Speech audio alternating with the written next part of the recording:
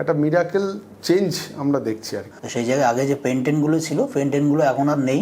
তার শরীরে ক্ষমতাও বেড়ে গেছে। পেশেন্টের আগে যে মেমোরিটা চলে গেছিল সেটাও উনি ফিরে এসছে, নর্মালি খাওয়া দাওয়া করছেন। এখন খাওয়া দাওয়াটা খুব ভালো হচ্ছে। আমাদের যে পেশেন্টের যেরকম অবস্থা হয়ে গেছিল সেখান থেকে কিন্তু পেশেন্ট বেটার আছে।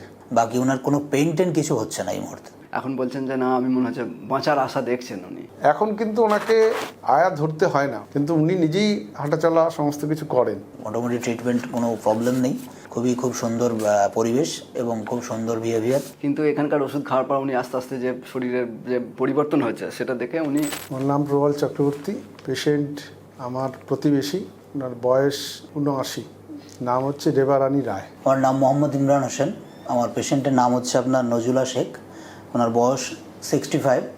আমার নাম আইনুল হাসান মির্জা, আমি পূর্ব বর্ধমান থেকে এসেছি এবং আমার শ্বশুর আবুল হায়াত, ওনার বয়স হচ্ছে 65। সেকেন্ড ওষুধটা নেওয়ার পরে আস্তে আস্তে আস্তে আস্তে একটা মিরাকেল চেঞ্জ আমরা দেখছি আর কি। যেমন পেশেন্টের আগে যে মেমোরিটা চলে গেছিল সেটাও উনি ফিরে এসছে এবং কথাবার্তা একদম পরিষ্কার, খাওয়া দাওয়াটা ওনার ভালো হয়েছে, ইমপ্রুভ হয়েছে।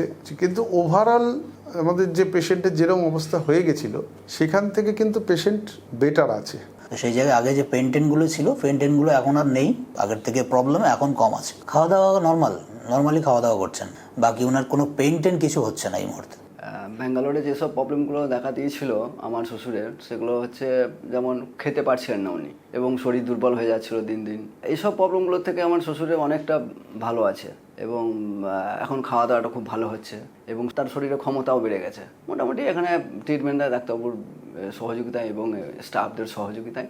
আমার শ্বশুরকে প্রথমবার দেখিয়ে আমি অনেকটা বেটার করছে, পেশেন্টও ভালো করছে বা কোনো অসুবিধা নেই এখনো পর্যন্ত। মানে আমি বলছি যে আমার অ্যালোপ্যাথি ডাক্তার মোটামুটি বলেই দিয়েছিল যে মাস তিনেক হয়তো ওনার হতে পারে, কিন্তু এইখানে আমি দেখছি ওনার মানে আগের মতো আর কি স্মৃতিফিতিগুলো সমস্ত কিছু ফিরে এসেছে আর কি। ফিরে আসছে মানে ফিরে এসেছে অলরেডি। মানসিকভাবে কিন্তু উনি আগের থেকে অনেক বেটার, মানে উনি নিজেই বুঝতে পারছেন। আমাকে এখন বলছে যে দোতলা থেকে কবে নেবে, নিচে একটু আগে হাঁটাহাঁটি করতো, তো সেটা করব।